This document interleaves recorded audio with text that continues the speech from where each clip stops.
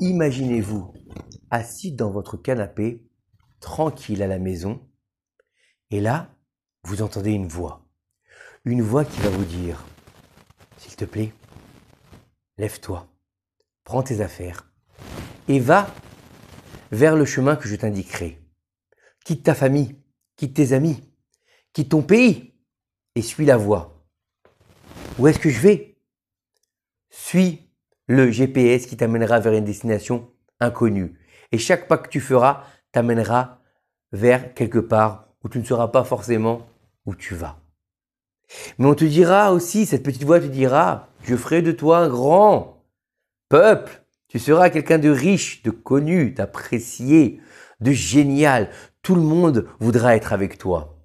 Est-ce que vous suivrez cette voie? Est-ce que vous partirez sans réfléchir? Est-ce que vous auriez envie de suivre le chemin? C'est la question que se pose la paracha avec Avraham Avinu. Akadosh Baruch Hu va dire, Lech lecha me'artzecha u'milatecha u'mibet avicha. À quel âge? Il a 75 ans.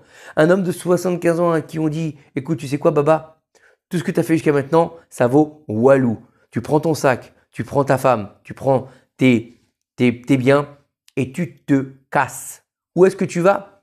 Ça ne te regarde pas. Suis, marche. Quand je te dirai à droite, tu vas à droite. Quand je te dis à gauche, tu vas à gauche. Et quand je te dirai stop, tu t'arrêteras. Bou. Et Abraham, il y va, sans poser de questions. Et il lui dit, tu seras un grand peuple. Et je vais faire de toi une grande nation. Abraham, à 75 ans, n'a pas encore d'enfant. Sa femme était stérile.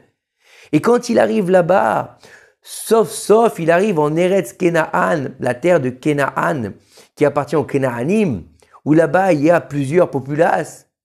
Il arrive. Il devrait être quelqu'un, on devrait arriver, lui embrasser les mains et les pieds, en train de danser devant lui, Abraham, enfin t'es arrivé. Il y a une famine, pas un seul truc à manger, et il est obligé de descendre en Égypte. C'est quoi ce délire? Et Abraham ne va rien dire du tout, il va aller en Égypte, il va descendre là-bas, il arrive là-bas, il voit sa femme, il lui dit, ouh là là, comme tu es belle, il faut que je te cache, parce que sinon, ça va être un problème. Je t'en supplie, dis que t'es ma soeur, pas ma femme, parce que sinon ils vont me tuer. À 75 ans, après être marié depuis des années avec sa femme, il lui dit « Maintenant, je vois que tu es belle. Pourquoi avant que tu l'avais pas vue, elle avait un sac sur la tête ?» Abraham Avinu ne regarde pas l'extériorité, regarde que l'intériorité de la personne. Mais quand il arrive en Égypte, il sait que c'est un pays qui s'appelle la nudité du monde. Il sait que là-bas, ils sont tous tordus et qu'ils vont regarder la beauté de Sarah. Comme lui, il ne regarde que son intériorité. Alors, il lui dit « Maintenant, je vois que tu es belle par rapport aux autres. Fais attention, on va faire attention. Ils vont voir que ta beauté extérieure. Les femmes d'Égypte ressemblent à des guenons par rapport à Sarah et Ménou, nous dit la Gemara. Alors, il lui dit dictez ma sœur pour pas qu'on me tue. Et toute une histoire avec Avraham, mais encore une épreuve et encore une épreuve. Il a que ça, que des épreuves. Le début de l'épreuve, elle commence avec l'Ech Lecha. Tu vas pour toi, tu dois tout quitter. Tu es devenu quelqu'un avec les âmes qu'il avait fait à Haran. C'est-à-dire que Avraham était connu. Il avait même été celui qui avait donné en prémisse la première conversion, entre guillemets, les gens qui devaient croire en Dieu, puisqu'à l'époque, personne ne croyait en Dieu. Tout le monde était idolâtre. Son père, le premier. Sa mère, la première.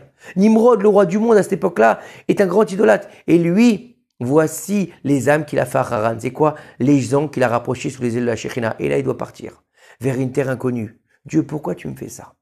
Pourquoi tu le fais partir pour aller vers une terre inconnue? Pourquoi est-ce qu'il y a besoin de le faire changer?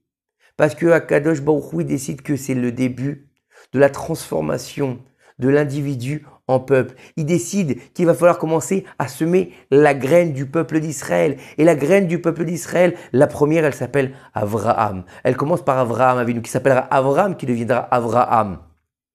Mais il peut se réaliser que en Eretz Israël. Alors Dieu fera en sorte qu'il parte en Eretz Kenaan, qui s'appellera plus tard Eretz Israël, pour commencer le travail du premier pilier des trois patriarches qui s'appelle Avraham, qui est la sphère du chesed, la bonté. Il ne peut pas commencer par les autres. Pourquoi? Parce que d'abord la bonté et après le reste. D'abord, on met de la bonté dans ce qu'on veut créer. Quand on va faire un bon plat, on doit mettre de l'amour. Quand on veut cultiver une plante, on va mettre de l'amour. On va mettre de la bonté. On peut pas mettre de la rigueur.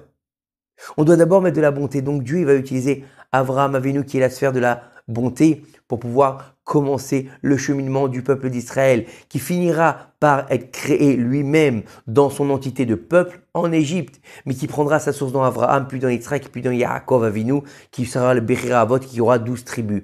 Mais ça, c'est encore une autre histoire. En tout cas, On sait que Avraham Avinu, il va mettre en place les prémices de ce qui aura lieu pour tout le peuple d'Israël dans toutes les générations. De tout temps, on a vu des gens qui étaient bien, qui étaient tranquilles, qui avaient une bonne situation, ou bien qui n'avaient pas forcément une bonne situation, mais qui vivaient tranquillement en Chutz-Laretz.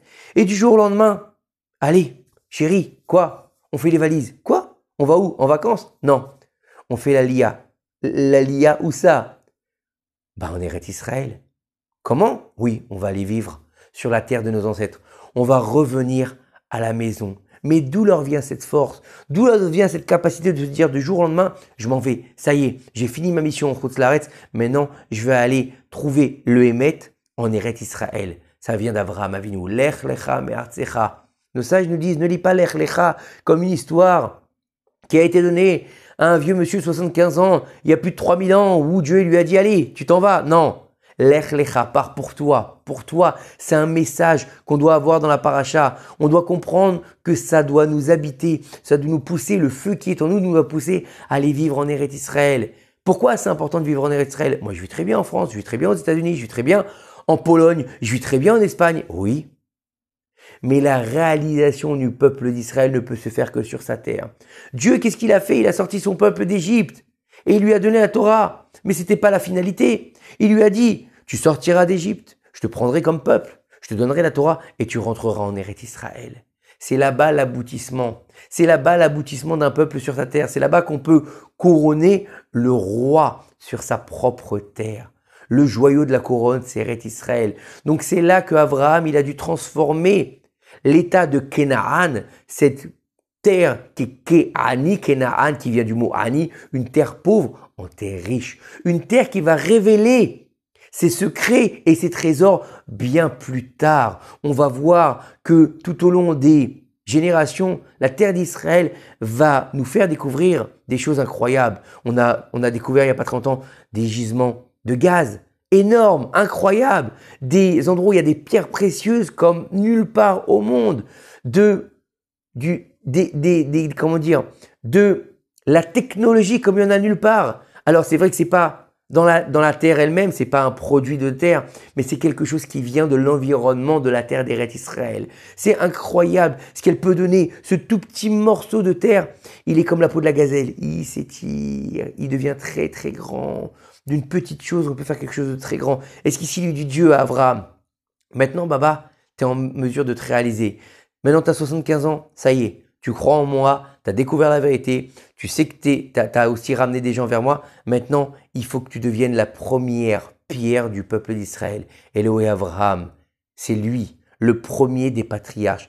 Tu vas devenir de Abraham, tu vas devenir Abraham, un père de toutes les nations. Et c'est ce qu'il fera. C'est Dieu qui va lui demander de maintenant se réaliser, de devenir qui il doit être. Où ça? À l'endroit où il doit être. Comme chaque juif, comme chacun de nous, avant la venue du Mashiach, ce qu'on appelle Kibbutz Galuyot, c'est être en Israël pour se révéler comme on doit être dans notre complétude. Et pour être dans la complétude, comme Abraham, qui est devenu Abraham, il faut réussir à rentrer à la maison. Que ces quelques paroles de Torah nous aient fait venir le Mashiach. Bimera be'aminu. Amen. Kini Ratson. Shabbat Shalom.